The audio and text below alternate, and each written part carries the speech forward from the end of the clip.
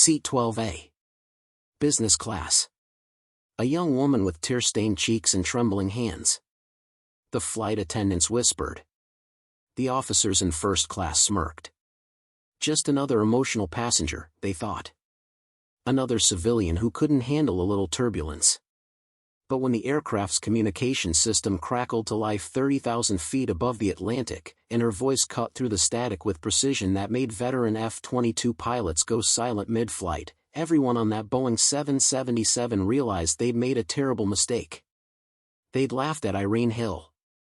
They had no idea who she really was. Before we continue, let us know where you're watching from.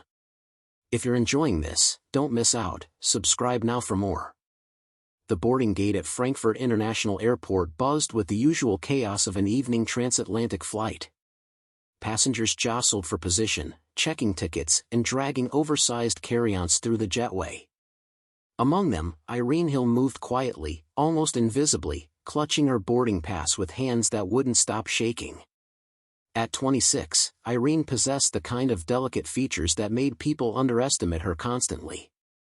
Standing just 5 feet 3 inches tall, with auburn hair pulled back in a simple ponytail and wearing an oversized cardigan that seemed to swallow her frame, she looked more like a university student heading home for the holidays than anything else. Her eyes, red-rimmed from crying, darted nervously around the terminal as she made her way toward the aircraft door. The gate agent barely glanced at her ticket.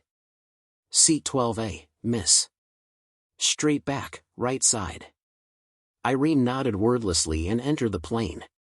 The business class cabin stretched before her, a world of cream-colored leather and polished wood accents. She'd never flown business class before. The ticket had been a gift, or perhaps a final gesture of respect from people who didn't really understand what they were losing. As she settled into seat 12A, Irene noticed the two men across the aisle in seats 11C and 11D. Both wore the crisp dress uniforms of military officers, their jackets adorned with ribbons and insignia that spoke of years of service. They were deep in conversation, their voices carrying that particular brand of confidence that came from positions of authority. 3 more weeks until the merger is complete, the older officer was saying, his thick German accent making each word sound weighty and official. Then we'll finally have a unified command structure that makes sense. His companion, younger but equally decorated, nodded enthusiastically. About time.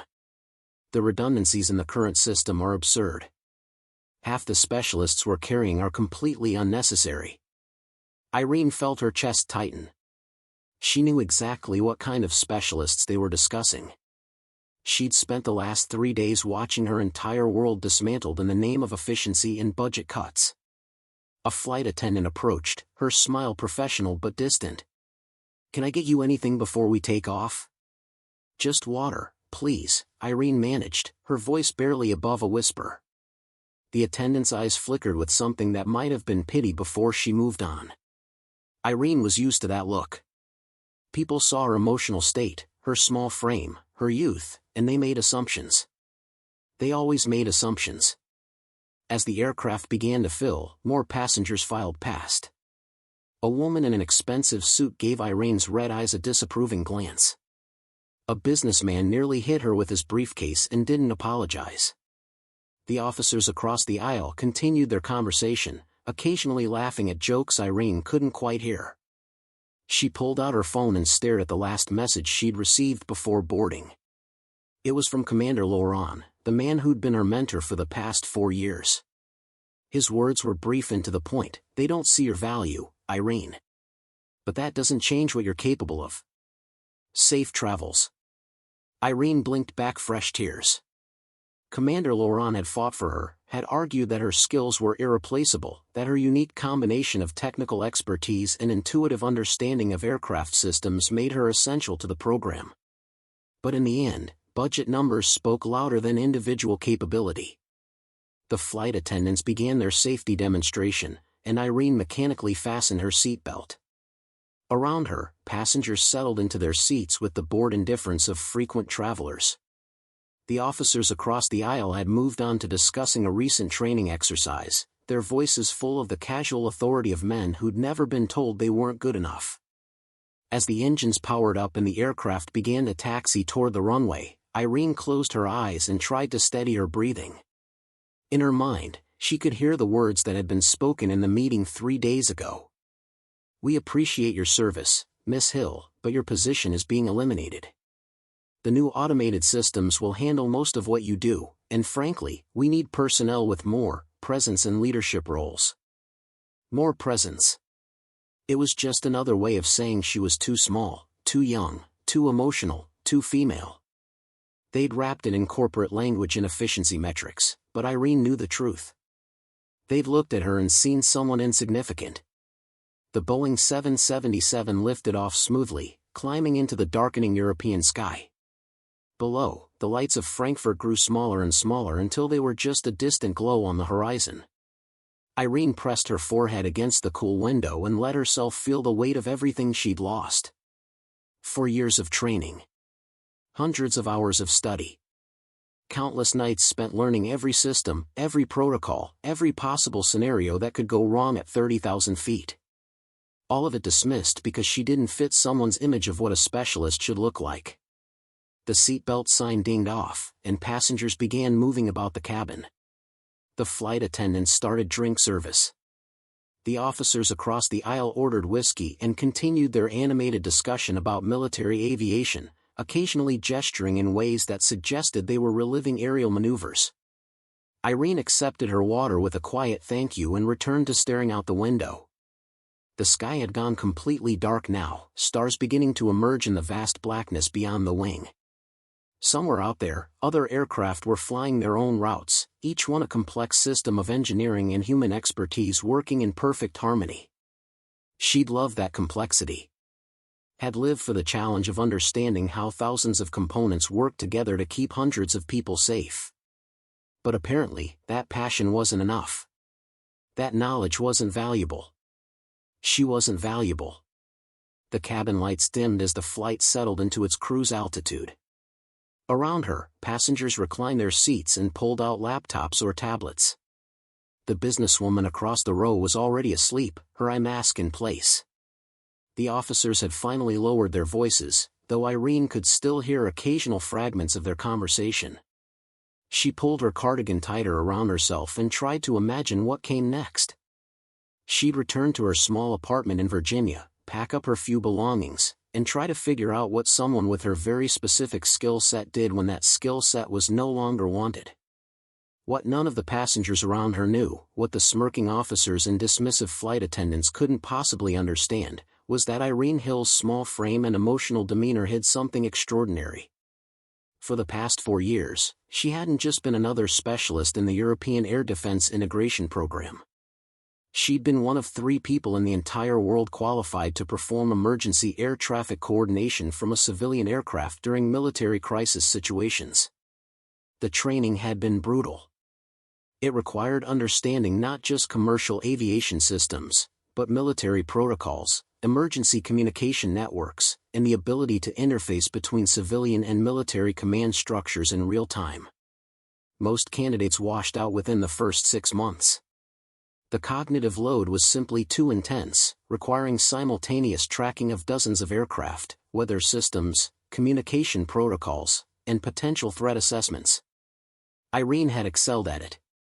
Not because she was physically imposing or naturally authoritative, but because her mind worked differently. Where others saw chaos, she saw patterns. Where others heard noise, she heard the subtle harmonics of coordinated systems. Her emotional sensitivity, which so many people dismissed as weakness, actually made her exceptionally attuned to the stress levels and communication styles of pilots under pressure. But that training had been deemed redundant in the new budget. The automated systems would handle it, they'd said. As if a computer program could replicate the intuitive judgment that came from hundreds of hours of real-world experience.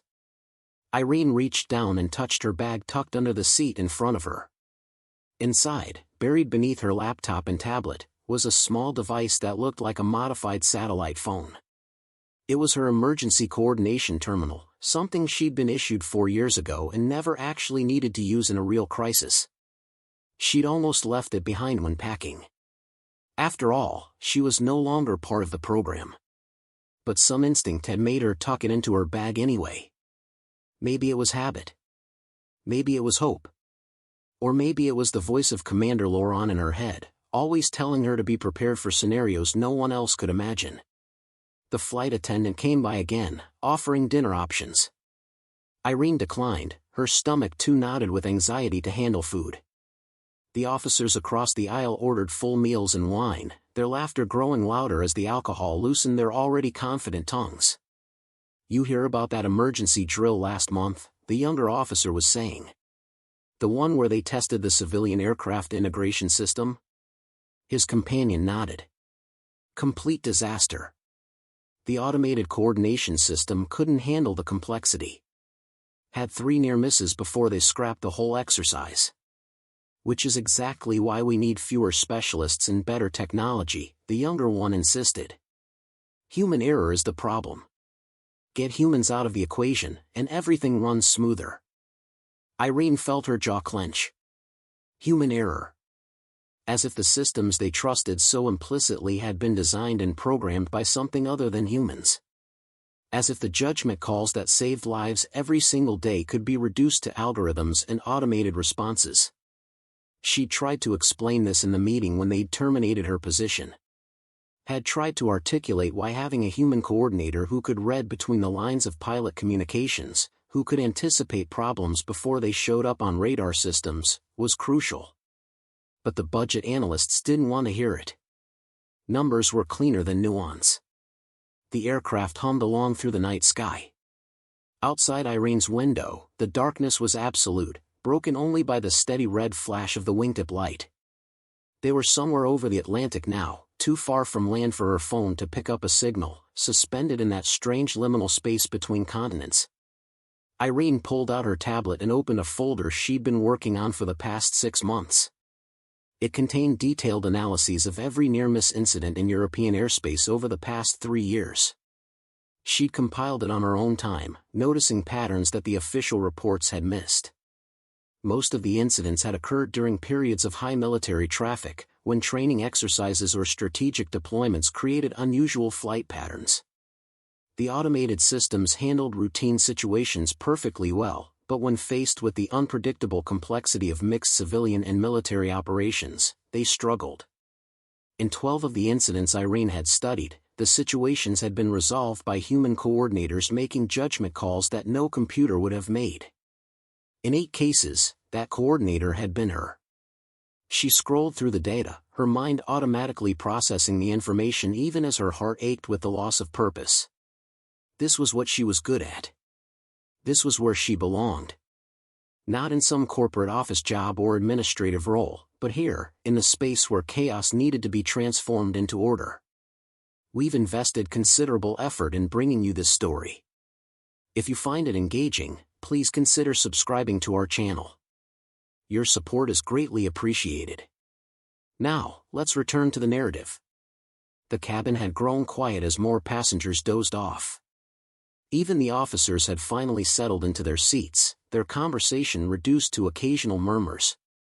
Irene saved her work and put away the tablet, her eyes heavy despite the turmoil in her mind. She must have dozed off, because when she opened her eyes again, the cabin lights were still dimmed but something felt different.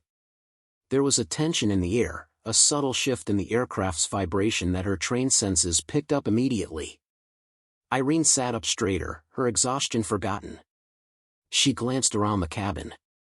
Most passengers were still asleep, but she noticed the flight attendants moving with unusual purpose toward the front of the aircraft. Their expressions were carefully neutral, but Irene caught the tight set of their shoulders, the quick glances they exchanged. Something was wrong. She pressed the call button and waited. When a flight attendant finally approached, Irene kept her voice low.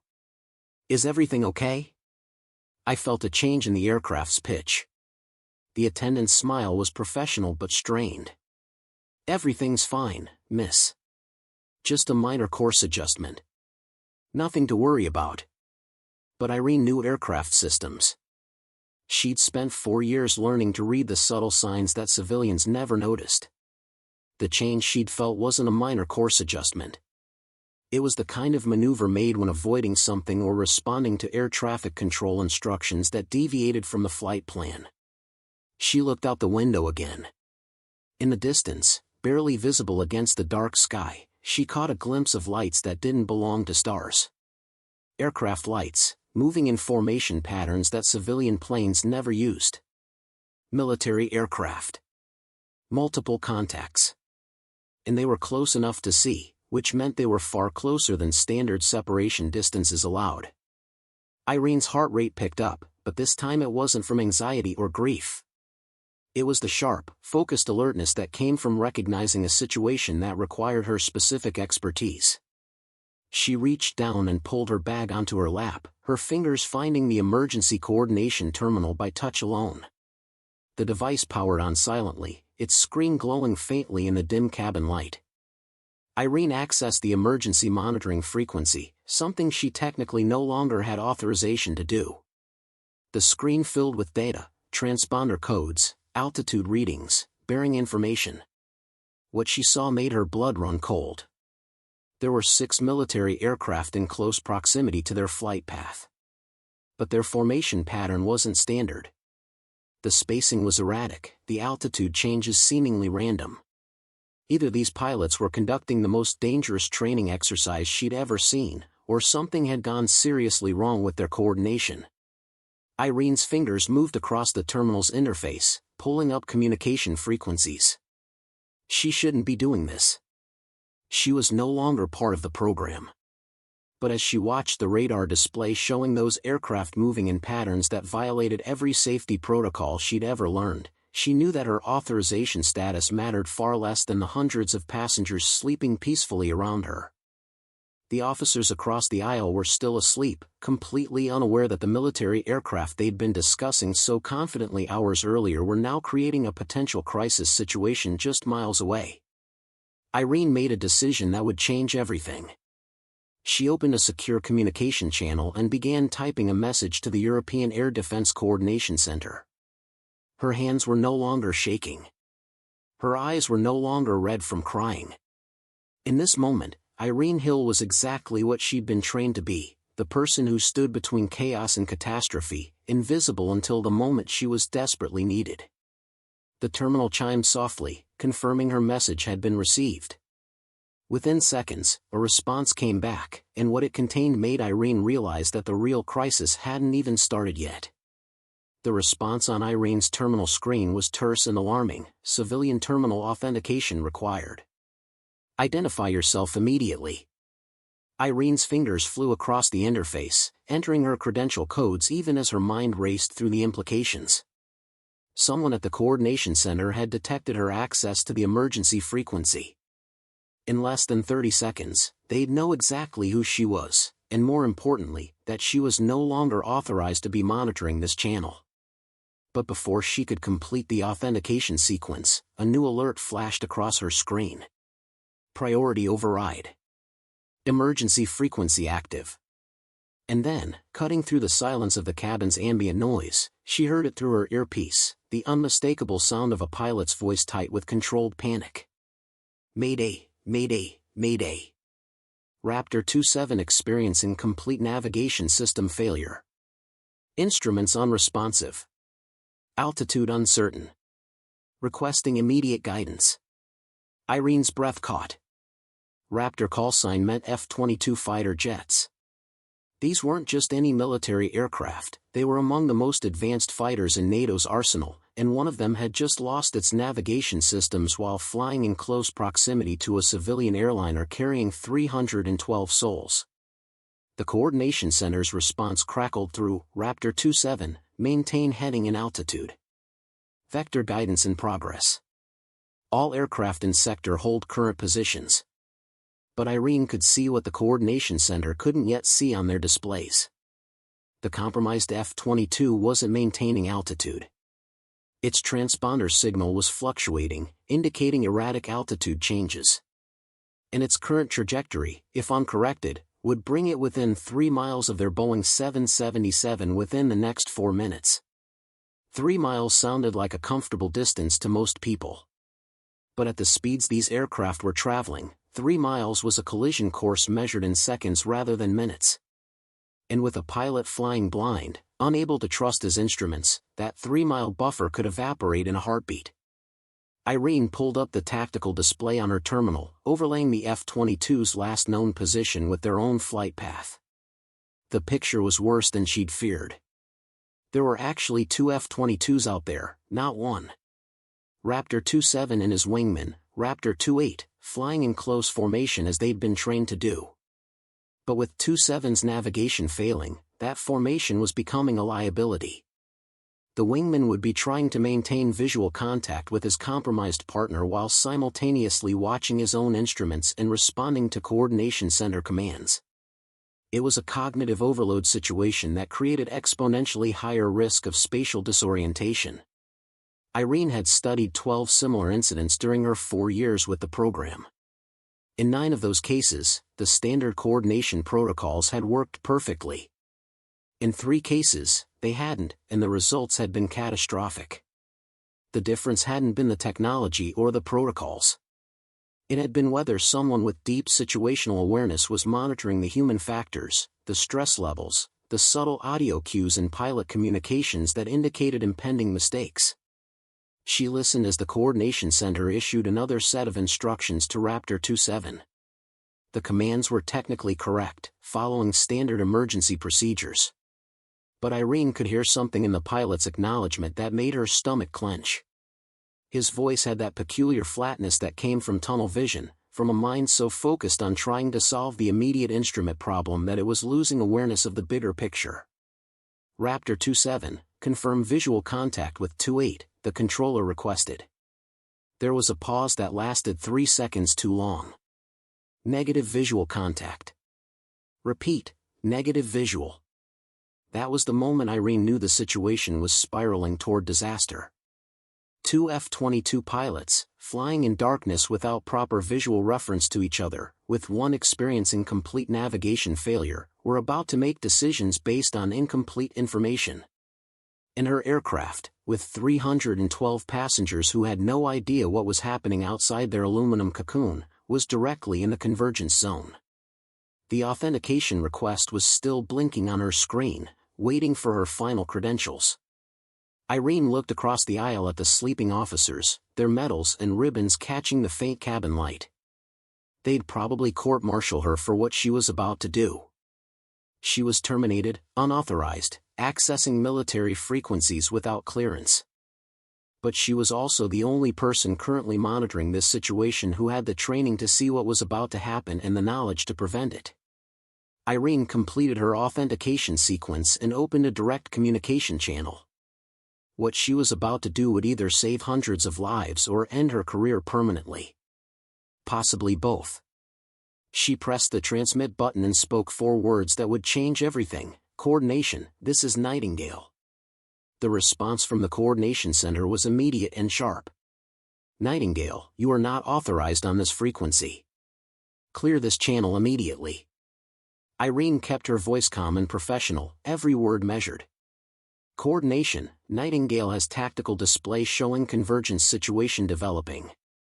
Raptor 27's transponder indicates descent pattern inconsistent with reported altitude hold. Request permission to provide supplementary guidance. There was a pause that lasted 5 seconds.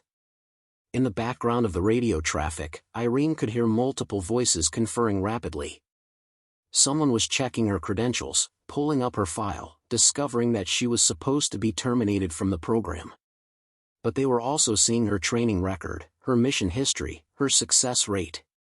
And most importantly, they were seeing the same tactical display she was watching, finally recognizing the pattern she'd identified 3 minutes earlier.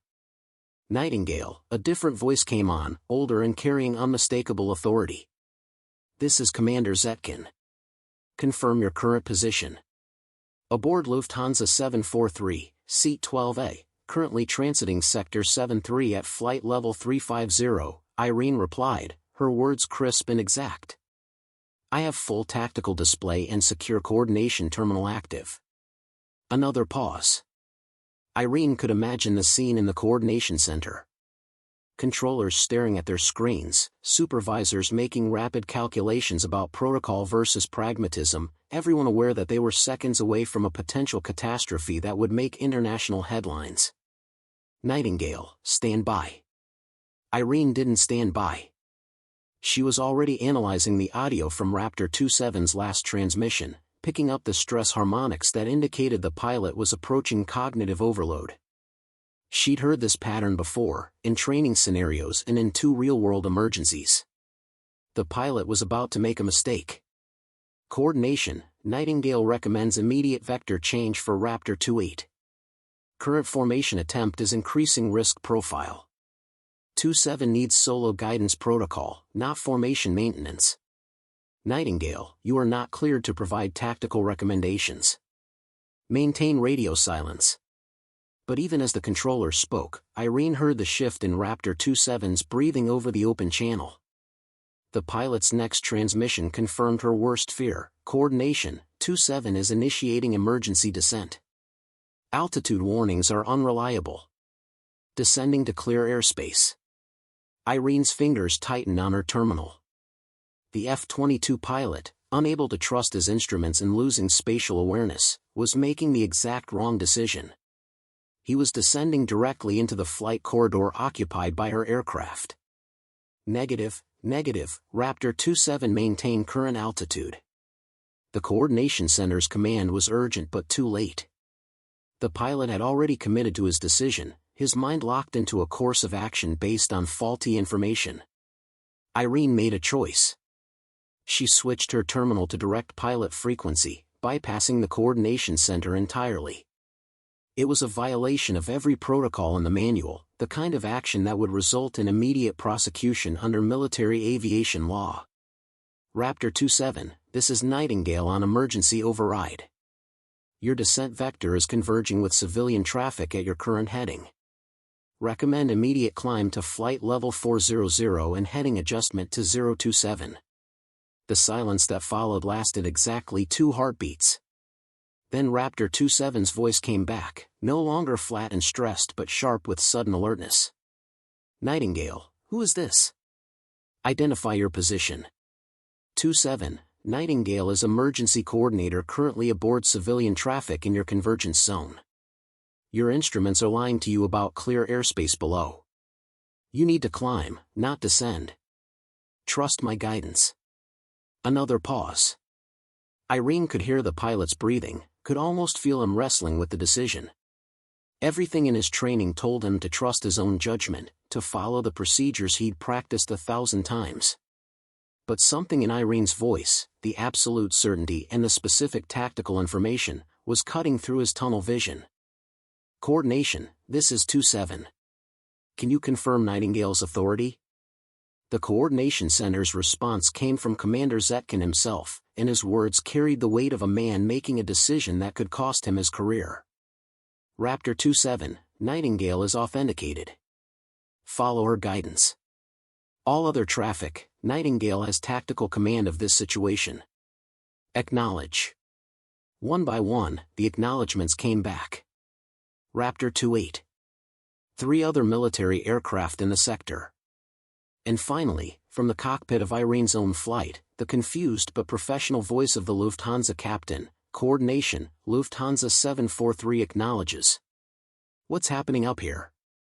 Irene was already pulling up the tactical solution on her terminal, her mind processing a dozen variables simultaneously. Weather patterns, aircraft performance capabilities, communication delays, pilot stress levels, fuel considerations.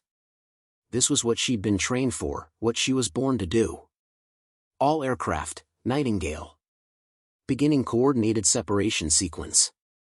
Raptor 27, climb immediately to flight level 400, heading 027.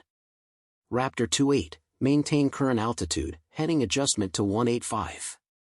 Lufthansa 743, turn right heading 090, maintain altitude. The sky above the Atlantic began to reorganize itself according to Irene's commands. And in seat 12A of Lufthansa Flight 743, a young woman with red-rimmed eyes and an oversized cardigan became the voice that turned chaos into order. The tactical display on Irene's terminal showed 6 aircraft, each represented by a different symbol, all moving according to her directions. But the situation was far from resolved. Raptor 27 was climbing, but his instrument failures meant he was flying partially blind, relying on Irene's guidance and whatever visual references he could establish with the stars above. Nightingale, 27 approaching flight level 370. Climb rate feels unstable. The pilot's voice carried a tremor now, the adrenaline of the near-miss situation catching up with him. Irene's response was immediate and calm, her tone deliberately measured to help settle his nerves. 27, you're doing perfectly. Your climb rate is exactly where it needs to be. Continue to flight level 400. I have you clear of all traffic. Across the aisle, one of the officers had woken up. He blinked in confusion, trying to understand why there was a woman speaking in rapid technical language into what looked like a modified phone. Irene ignored him, her focus absolute. Lufthansa 743, Nightingale. Complete your turn to heading 090. You'll feel some turbulence from wake separation in approximately 30 seconds. The Lufthansa captain's voice came back professional but edged with concern. Nightingale, this is Captain Brenner. Can you tell me what's happening? My passengers are going to wake up when we make this turn. It was a fair question. The Boeing 777 was banking now, the cabin tilting enough that overhead bins creaked and a few passengers stirred in their sleep. Irene could see a flight attendant moving toward the front of the cabin, her expression worried. Captain Brenner, you have military traffic in close proximity conducting emergency separation procedures. Your cooperation is preventing a potential collision situation. Recommend you have your crew prepare a passenger announcement for when people wake up. Keep it calm and routine. Understood, Nightingale. And thank you for whatever you're doing back there. The officer across the aisle was fully awake now, and he'd nudged his companion. Both men were staring at Irene with expressions that mixed confusion and dawning recognition.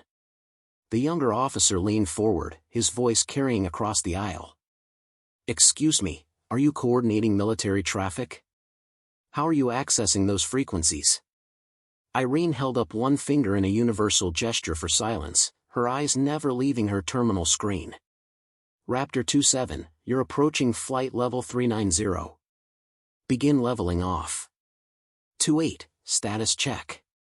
28 is stable, Nightingale. But I still don't have visual on my lead. The wingman's voice was tight with frustration. 28, visual acquisition is not priority. Your lead is climbing through your altitude, he'll be clear above you in 45 seconds. Maintain your current heading and altitude. You're doing exactly what I need you to do. The coordination center had gone quiet, letting Irene work. She could imagine the scene there, controllers watching their screens as she orchestrated a ballet of multi-million-dollar aircraft through a situation that should have resulted in disaster. Some of them probably recognized her voice, remembered working with her before the budget cuts. Nightingale, this is Commander Zetkin. Raptor 26 and 29 are requesting clearance to assist with 27's navigation failure. Irene had already anticipated this. Negative, Commander. Additional aircraft in the convergence zone increase complexity. 26 and 29 should maintain their assigned patrol sectors. 27's situation is stabilizing. Nightingale, do you have a solution for getting 27 back to base with failed navigation? It was the critical question. Irene had successfully separated the aircraft, preventing an immediate collision. But Raptor 27 still couldn't trust his instruments, and he had maybe 90 minutes of fuel remaining. Getting him safely back to a military airfield would require precision guidance over hundreds of miles. Commander, I can guide 27 to Lakenheath if you can confirm they have clear approach conditions. RAF Lakenheath, the British air base that hosted American F-22 squadrons, was the closest suitable landing facility. Lakenheath is clear. Nightingale, are you prepared to provide continuous guidance for that duration? Irene looked at her terminal's battery indicator. 73% remaining. She had portable power banks in her bag, enough to keep the system running for 6 hours if needed. Affirmative, Commander. I can maintain guidance for the full approach. The older officer across the aisle had pulled out his own phone and was typing rapidly, his face a mixture of shock and what might have been embarrassment. Irene caught fragments of his whispered conversation with his companion. That's impossible, civilian aircraft, how is she? Around them, more passengers were beginning to wake as the aircraft completed its turn and resumed straight and level flight. A businessman 3 rows up stretched and looked confused at the changed cabin angle.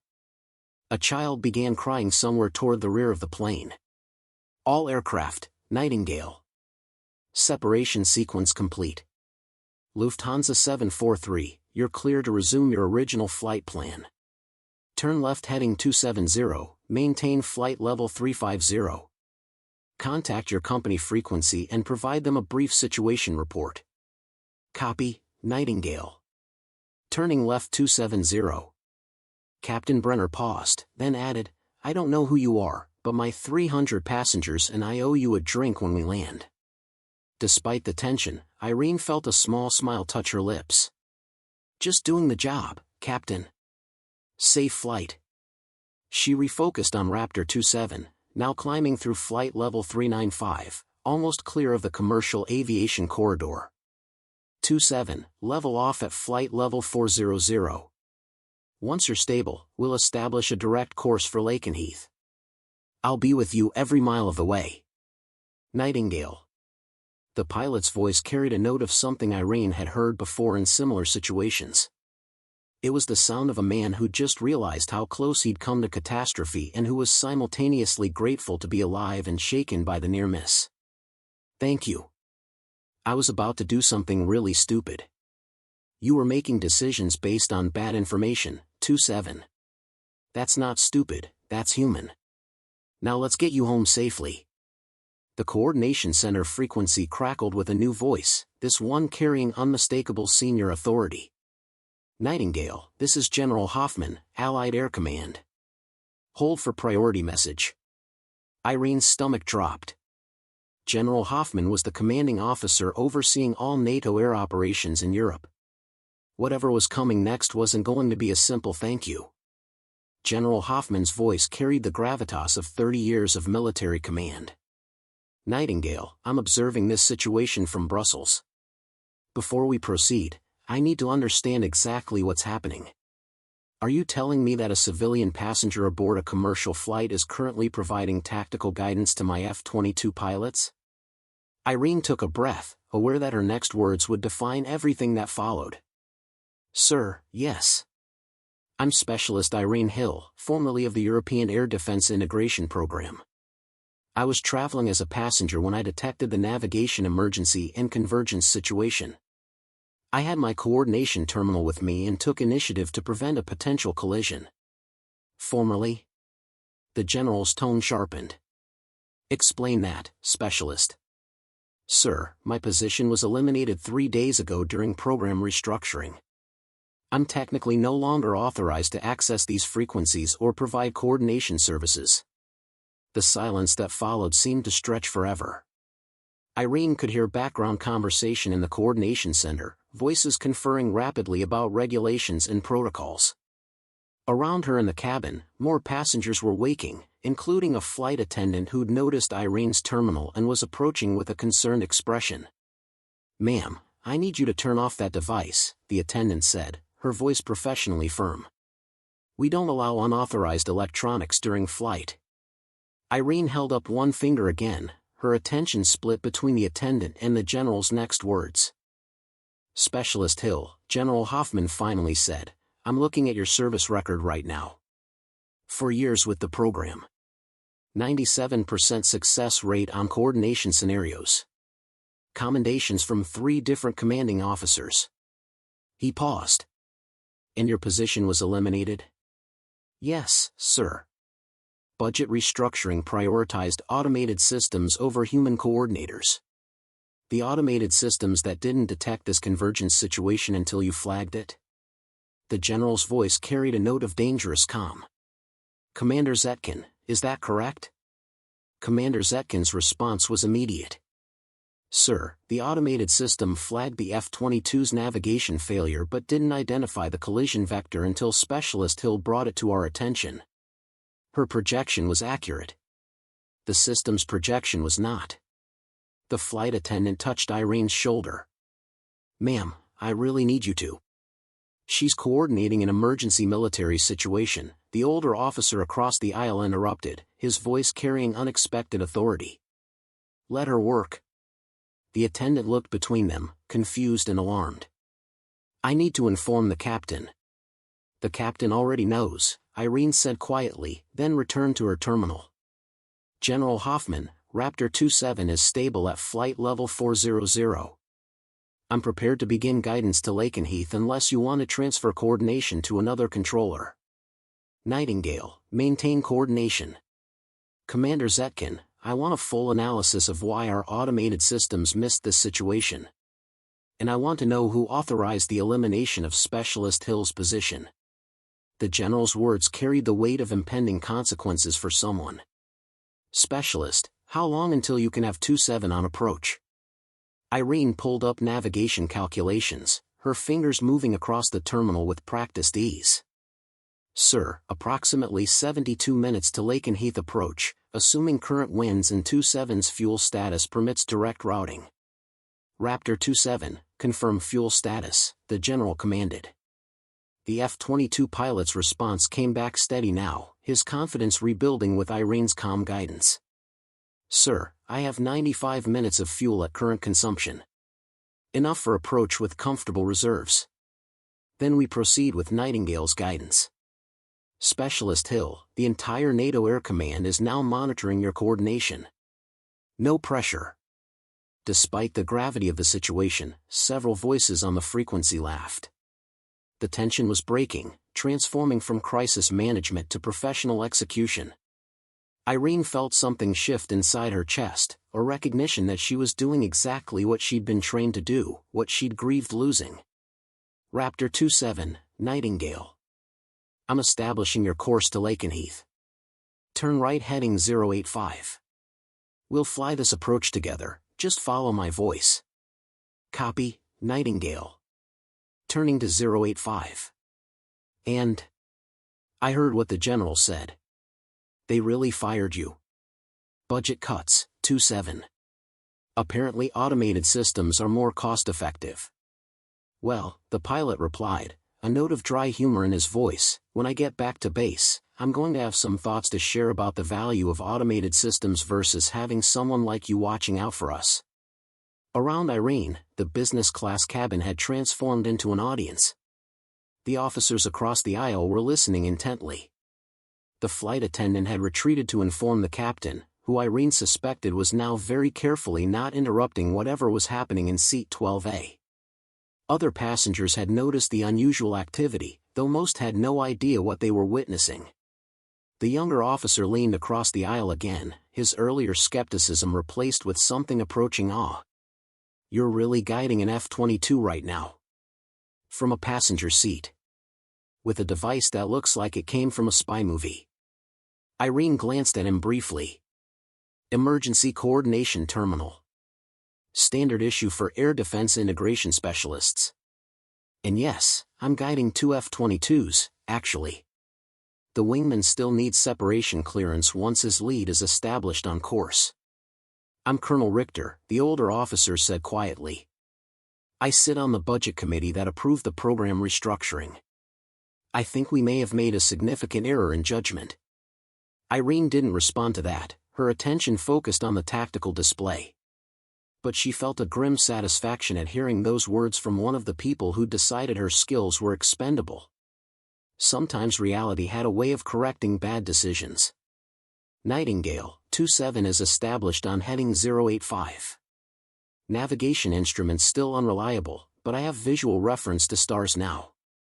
Feeling more confident. Excellent, 27. Maintain heading. In approximately 8 minutes, I'll have you begin a gradual descent to flight level 350. Lakenheath Approach Control is being notified of your situation. They'll be ready for you. The coordination continued, a careful dance of instructions and confirmations that would guide the disabled fighter across hundreds of miles of dark ocean and European airspace to a safe landing. And in Seat 12A, the woman everyone had underestimated proved exactly why human judgment, human intuition, and human dedication could never be fully replaced by automated systems. The word was spreading through channels Irene couldn't see but could feel in the shifting tone of radio communications. Every few minutes, a new voice would join the frequency, identifying themselves as monitoring the situation. Air traffic controllers from civilian facilities. Military command staff from various NATO installations. Even a representative from the European Aviation Safety Agency. Nightingale, this is Lakenheath Tower. We have your Raptor on our displays now. Approach lighting is set to maximum intensity. Emergency equipment is standing by as precaution. We're ready when you are. Irene checked her terminal.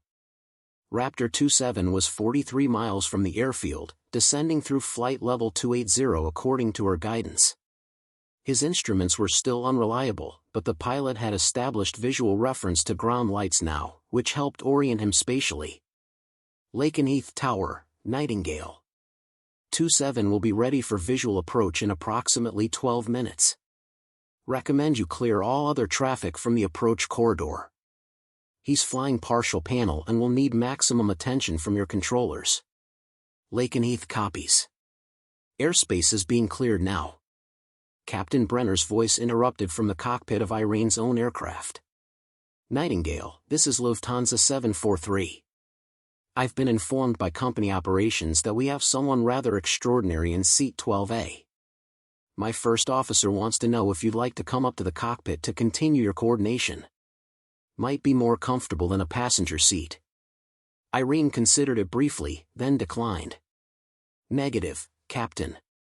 I'm stable here and don't want to introduce any variables by moving during the critical phase. But I appreciate the offer. Understood. For what it's worth, the whole crew back here is incredibly impressed. We've been flying for 20 years combined and never seen anything like this. The younger officer across the aisle, who'd been silent for the past 20 minutes while frantically typing on his phone, finally spoke up. Miss Hill, I've been communicating with my command. They're asking how you happen to have a coordination terminal with you if you were terminated from the program 3 days ago. Irene kept her eyes on her display. I packed it out of habit, Colonel. For years of carrying it everywhere makes it feel wrong to travel without it.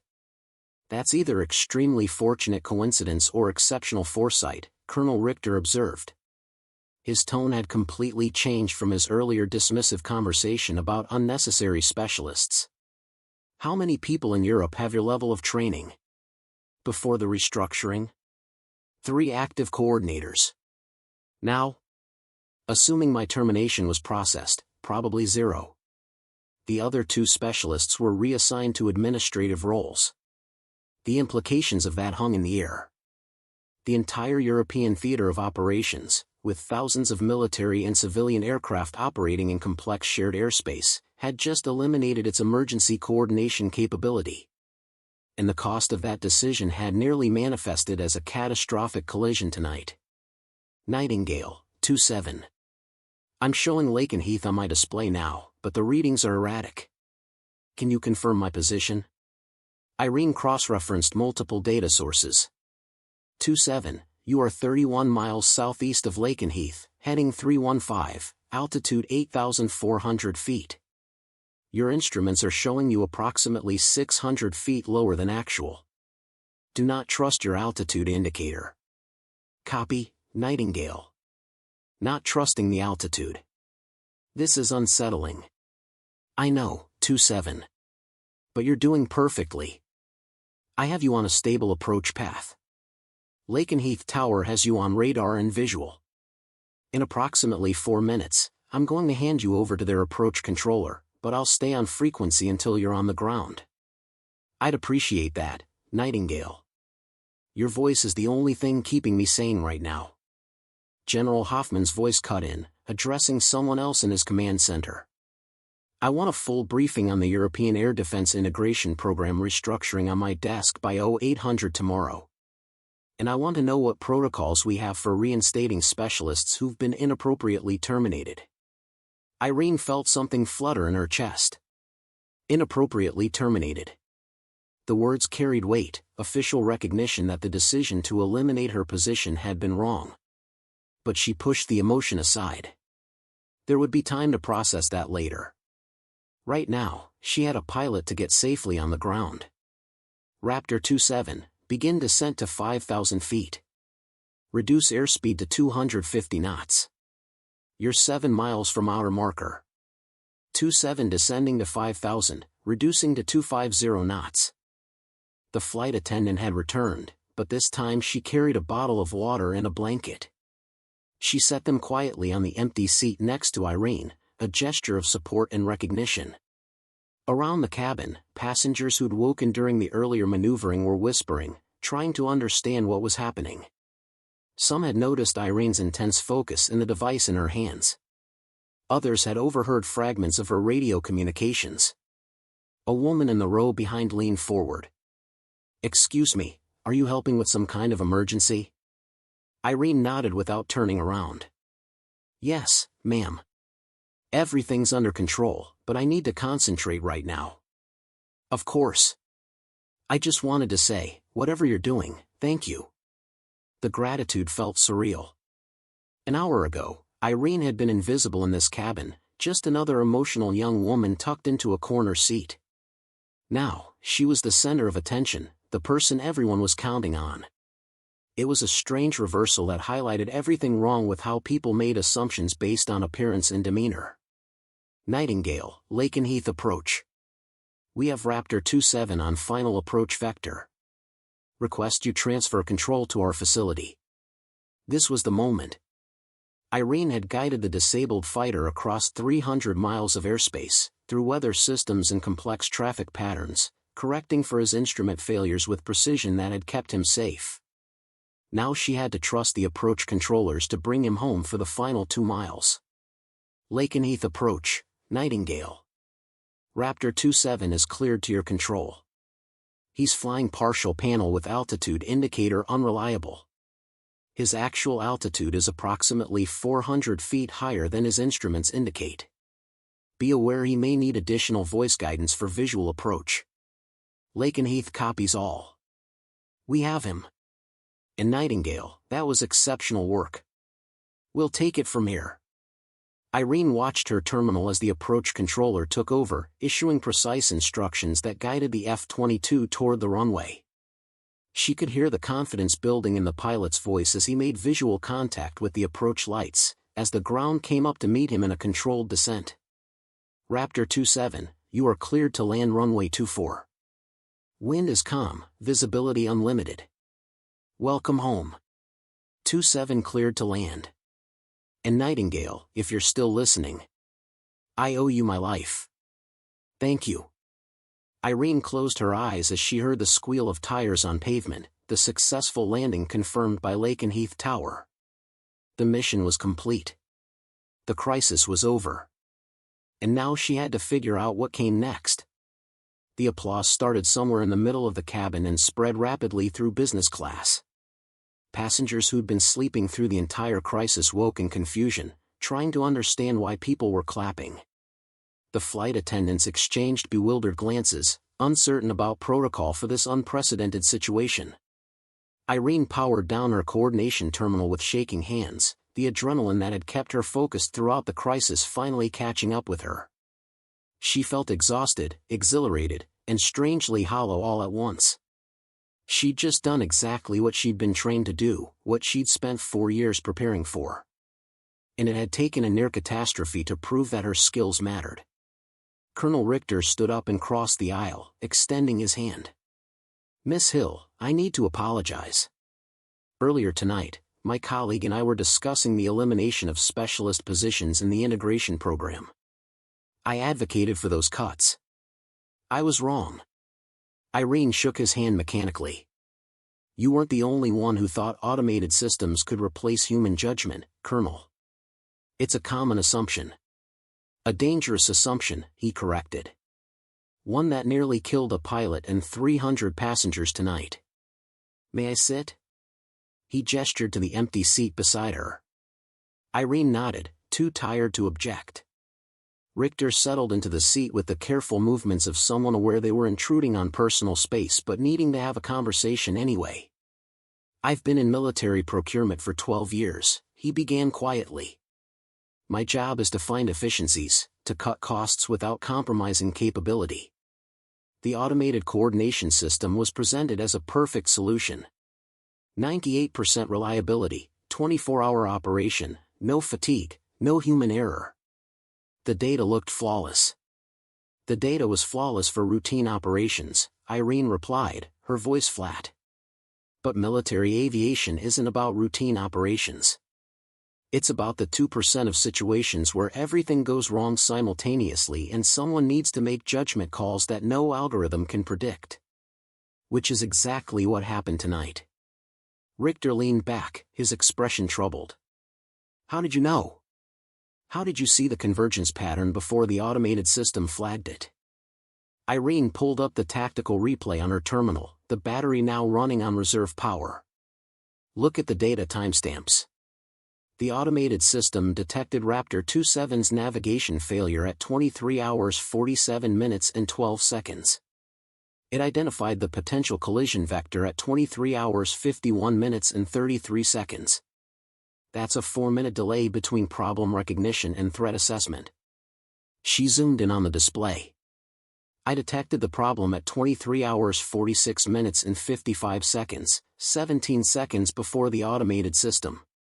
And I identified the collision vector at 23 hours 47 minutes and 41 seconds, a full 4 minutes before the system did." In high-speed aviation situations, 4 minutes is the difference between prevention and catastrophe. "But how?" Richter pressed. "What did you see that the system didn't?" "I heard it," Irene said simply. The pilot's voice when he first reported the problem. There was a specific pattern in his stress response that indicated spatial disorientation was beginning. "The automated system processes data. I process human behavior. When I heard that pattern, I immediately looked for convergence risks because disoriented pilots make predictable mistakes." Richter was silent for a long moment, studying the data. "And we eliminated your position to save approximately €75,000 annually. Plus benefits and training costs," Irene added with a bitter smile. "I'm sure the cost-benefit analysis looked very convincing on paper." The general's voice crackled through Irene's earpiece, startling her. She'd forgotten she still had it in. "Specialist Hill, this is General Hoffman. Are you still monitoring this frequency?" Irene keyed her transmit button. "Yes, sir. Still here. I need to speak with you directly. Can you transfer to a secure channel?" Irene glanced at Colonel Richter, who nodded encouragingly. She switched frequencies, activating the encryption protocol that would keep the conversation private from the general monitoring frequency. "Sir, you're on secure channel. What do you need?" "First, I want your honest assessment of something." The general's voice was serious but not unkind. "The automated system that was supposed to replace you and your colleagues. Based on tonight's events, is it sufficient for European airspace coordination?" Irene chose her words carefully. "Sir, the automated system is excellent for routine operations. It handles 98% of situations perfectly. But that remaining 2% represents scenarios where lives are at stake and split-second human judgment makes the difference. Tonight was one of those scenarios. And if we'd relied solely on the automated system tonight? Sir, I believe Raptor 27 would have descended into Lufthansa 743's flight path. Best case scenario, the collision would have been avoided by less than a mile. Worst case. I'd prefer not to speculate. I appreciate your candor, specialist. Now I need to ask you something more difficult. If you were offered reinstatement to the program, would you accept?" The question hung in the air. Irene looked around the cabin at the passengers who'd been saved by her intervention, at Colonel Richter who'd admitted his mistake, at the coordination terminal that had been her lifeline for 4 years. "Sir, with respect, I need to understand something first. Would I be reinstated because my skills are valued, Or because tonight's incident created political embarrassment? Because if it's the latter, I'll be eliminated again the next time budget pressures arise. General Hoffman's laugh was sharp and genuine. Specialist Hill, I've been in the military for 32 years. That's the most honest response I've heard from someone being offered their job back. And you're right to ask. The truth is, tonight exposed a critical vulnerability in our air defense posture. We eliminated human coordinators based on peacetime efficiency metrics without adequately considering crisis performance. He paused, and Irene could hear papers shuffling in the background. I'm restructuring the program effective immediately. Automated systems will handle routine coordination, but human specialists will be maintained for emergency response. You'd be training the next generation of coordinators while serving as senior specialist for crisis situations. It's not just reinstatement. It's recognition that your expertise is irreplaceable. Irene felt tears threatening again, but this time they weren't from grief or frustration. They were from the overwhelming relief of being seen, truly seen, for what she could contribute. Sir, I accept. When do you need me to report? Take a week to recover from tonight. Then report to Brussels for briefing. And specialist? Thank you for being prepared when we failed to recognize we needed you. The secure channel closed, leaving Irene sitting in seat 12A of a commercial airliner, surrounded by passengers who were returning to their books and movies, having no idea that they'd just witnessed a moment that would reshape European air defense policy. Colonel Richter was watching her with an expression that mixed respect and chagrin. You're going back? I'm going back, Irene confirmed. But this time, they understand what they're getting. The remainder of the flight passed in a blur of conversations Irene hadn't expected.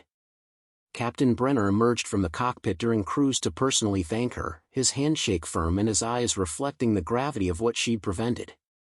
The flight attendants brought her coffee and asked questions about her work, their earlier dismissive glances replaced with genuine interest.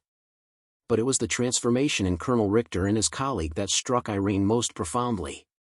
The two officers who'd spent the first hour of the flight discussing the obsolescence of human specialists now sat across from her, tablets out, reviewing documentation about the integration program with the intensity of men who'd realized they'd made a catastrophic mistake. The implementation report for the automated system, Richter was saying to his colleague, his fingers stabbing at the screen. Look at the testing protocols. Every scenario they used was based on single-point failures with predictable responses. They never tested multiple simultaneous failures with human factors. The younger officer, who'd introduced himself as Major Werner, nodded grimly.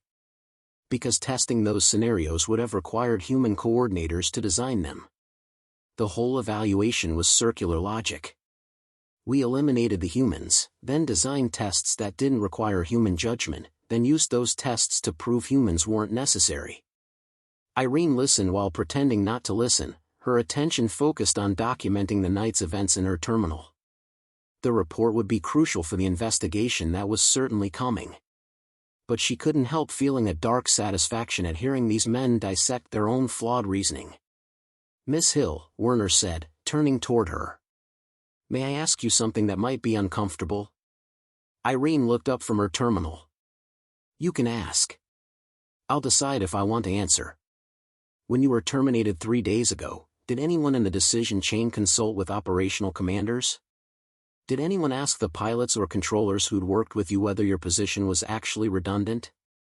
The question cut to the heart of what had hurt most about her dismissal. No, Major. The decision was made by budget analysts and procurement officers. I never spoke to anyone who'd actually evaluated my operational performance. My commanding officer, Commander Laurent, tried to advocate for the program, but he was overruled. By people like me, Richter said quietly. By people who looked at spreadsheets instead of operational reality. Irene's terminal chimed with an incoming message. She glanced at the screen and felt her breath catch. It was from Commander Laurent, and the subject line read, I told them you were irreplaceable. She opened the message.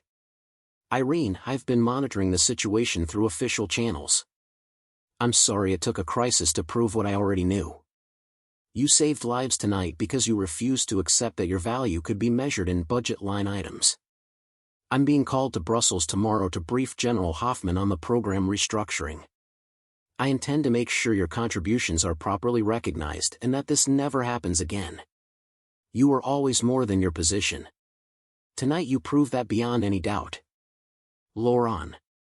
Irene closed the message and returned to her incident report, but the words blurred on the screen. For 4 years, she'd worked in relative obscurity, doing her job with competence and dedication while being systematically undervalued. And it had taken a near disaster, a crisis that should never have happened, to force the system to acknowledge what Commander Laurent had seen all along. The problem, Richter was saying, pulling Irene back to the present conversation, is that we've created a culture that values efficiency metrics over operational resilience. We optimize for peacetime performance and then act surprised when war-fighting capability degrades. It's not just military, Werner added. It's everywhere. We automate until we can't, then we scramble to remember how humans used to handle things. And we never maintain the human capability as backup because that would be inefficient. Irene finally spoke up, her voice carrying an edge she didn't bother to soften. The truly inefficient thing, gentlemen, is having this conversation at 35,000 feet after I prevented a disaster, instead of having it in a conference room before you eliminated the capability to prevent disasters. You're learning the right lesson. You're just learning it in the worst possible way. Both officers had the grace to look chastened. Richter set down his tablet and met Irene's eyes directly. You're absolutely right. And I apologize not just for my vote to cut the program, but for the assumptions I made about its value without properly understanding what specialists like you actually do. The assumption that small, young, emotional women can't possibly be doing anything essential? Irene asked pointedly.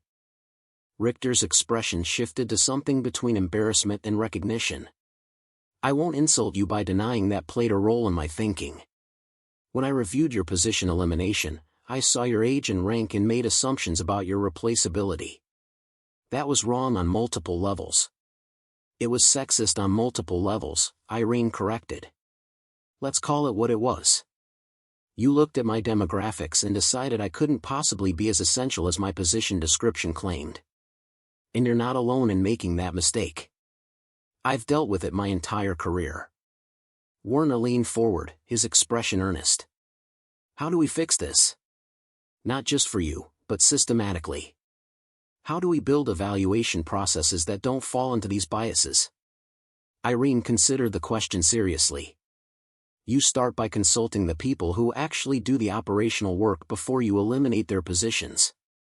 You test your automated systems against real-world crisis scenarios designed by the specialists you're replacing. And you maintain human capability as backup even when metrics suggest it's inefficient, because the value of that backup is infinite when you actually need it. She gestured toward the window, toward the vast darkness beyond. Out there tonight, 6 aircraft were operating in close proximity. The automated system saw data points. I saw pilots, stress patterns, convergence risks, and the potential for cascading failures. You can't automate judgment developed through years of experience. You can only augment it. The cabin lights brightened slightly as the flight began its descent preparation for the approach to Dulles. Passengers around them started stirring, gathering belongings, preparing for landing. The normal routines of air travel resuming after a flight that had been anything but normal. Irene's terminal chimed again. This time it was a formal message from General Hoffman's office, with copies to multiple NATO command structures. The subject line read, Emergency Review Air Defense Integration Program Restructuring. She skimmed the message quickly. The general had ordered an immediate freeze on all program eliminations pending a comprehensive review of automation capabilities versus human specialist requirements. He'd also directed that all 3 terminated coordinators be offered reinstatement with enhanced authority. But the final paragraph made Irene smile despite her exhaustion. This review will be conducted by operational commanders with direct consultation from affected specialists. Budget and procurement offices will advise but not direct. We've learned tonight that some capabilities cannot be measured in cost-benefit analyses. She showed the message to Richter and Werner. Both men read it in silence, then exchanged a look that spoke volumes about the bureaucratic upheaval that message represented. "He's restructuring the entire procurement evaluation process," Werner said quietly. "That's going to make a lot of people in Brussels very unhappy." "Good," Irene replied. "Maybe some of those unhappy people will learn the lesson you're learning tonight. That efficiency isn't the same as effectiveness, and that some capabilities are worth maintaining even when they seem redundant on paper." Dulles International Airport appeared through the darkness, a constellation of lights marking the runways and terminals. Captain Brenner's voice came over the cabin speakers, smooth and professional, announcing their descent into Washington. He made no mention of the extraordinary events that had transpired during the flight. That story would emerge later, in official reports and unofficial conversations that would ripple through aviation communities worldwide. As the Boeing 777 touched down smoothly on runway 1R, Irene finally allowed herself to fully relax. The coordination terminal was powered down and packed away. Her incident report was complete and transmitted to the appropriate authorities. The crisis was over, and she'd done everything she'd been trained to do. The aircraft taxied toward the gate, and Irene noticed something unusual. Ground crew members were lining the taxiway, and as the aircraft passed, they began clapping.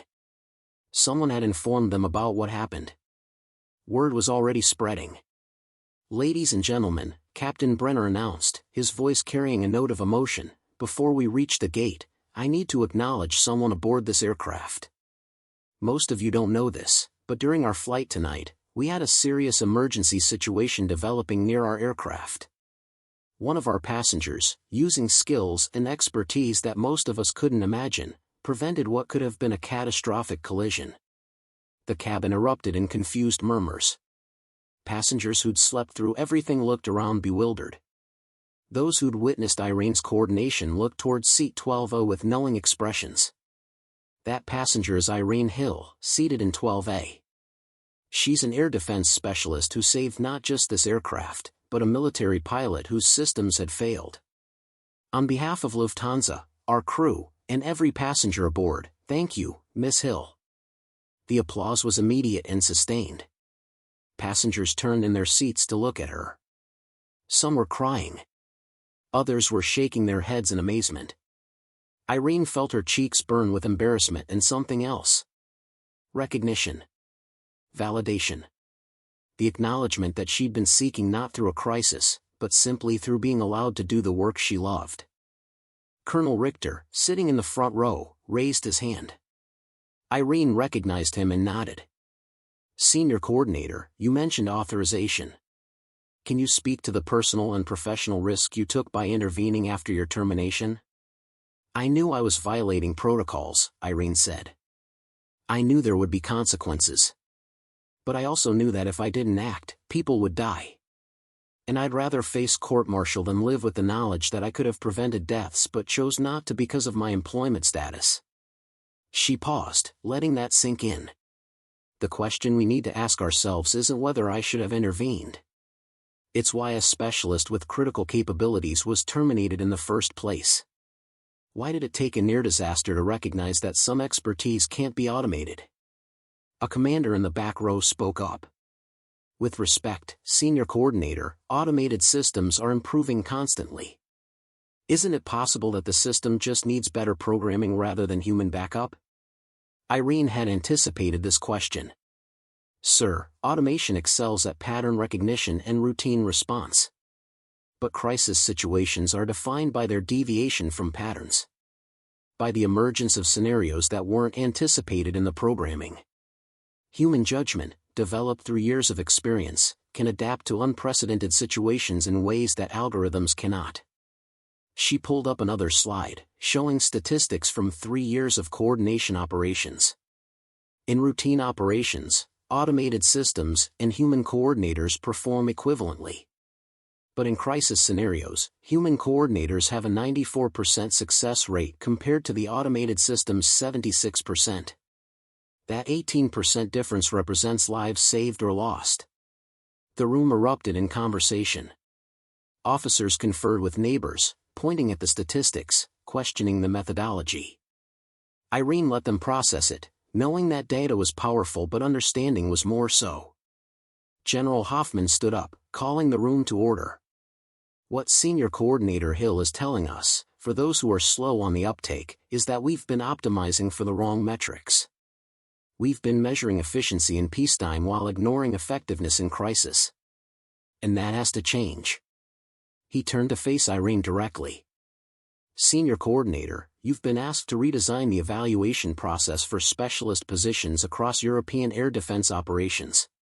Can you give us a preview of your recommendations? Irene pulled up her final slide, containing 5 bullet points she'd crafted over the past week.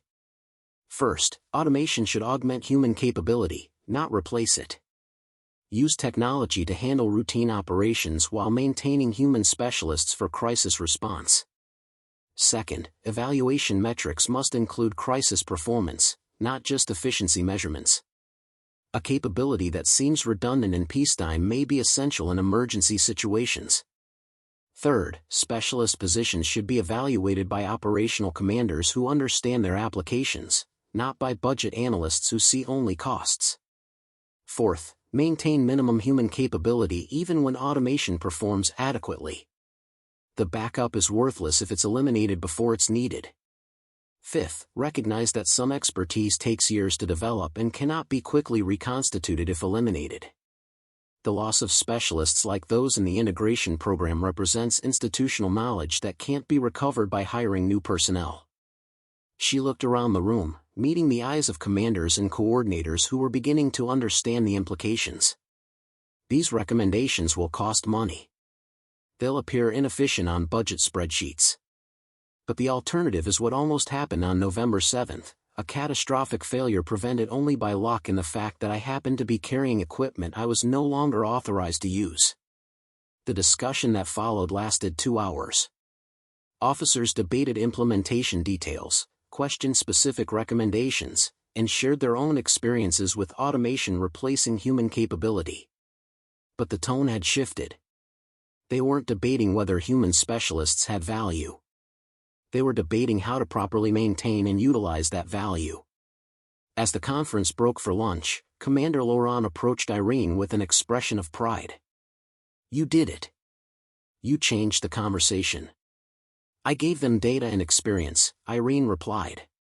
But the real change came from what happened that night. I just made sure they understood what it meant. You made sure they understood what you're worth, Laurent corrected. And that's going to help hundreds of other specialists who were facing similar eliminations. Over the following weeks, Irene settled into her new role. She trained new coordinators, consulted on automation implementations, and worked with procurement offices to redesign evaluation processes. The work was challenging but deeply satisfying, knowing that she was helping prevent future situations where crucial capabilities might be eliminated through short-sighted efficiency measures. 3 months after the incident, Irene received a message from Raptor 27, whose real name she'd learned was Captain James Reeves. He'd been grounded for 2 weeks after the incident but was back to flying now, his F-22 fully repaired and his confidence restored. Senior Coordinator Hill, I wanted you to know that every time I climb into my aircraft now, I think about your voice in my earpiece that night. You didn't just save my life. You reminded me that technology is just tools, and tools are only as good as the people who know how to use them. Thank you for being someone who refused to accept that they weren't needed. We need more people like you. Irene saved the message, adding it to a collection of thanks and recognition she'd received. But the validation that meant most came not from external sources but from internal knowledge. She was doing work that mattered, work she was uniquely qualified to perform, work that saved lives. The passenger in seat 12A had become Senior Coordinator Hill. The underestimated specialist had become the voice that fighter pilots trusted in crisis. And the young woman who'd boarded that flight with red-rimmed eyes and shaking hands had transformed into someone who understood that her value wasn't determined by others' recognition but by her own capabilities and dedication. Sometimes the system failed to see what it needed most. But when someone like Irene Hill refused to accept that dismissal, when she maintained her skills and readiness even without authorization or recognition, she created the possibility for transformation. not just of her own circumstances, but of the systems that had failed to value her. And that transformation, spreading through NATO air defense operations and beyond, represented something more important than any single rescue mission, proof that expertise matters, that human judgment is irreplaceable, and that the most dangerous efficiency is the one that eliminates capabilities right before they become desperately necessary. Irene Hill had proven all of that from Seat 12A. And she would spend the rest of her career making sure the lesson wasn't forgotten. Up next, you've got 2 more standout stories right on your screen. If this one hit the mark, you won't want to pass these up. Just click and check them out. And don't forget to subscribe and turn on the notification bell so you don't miss any upload from us.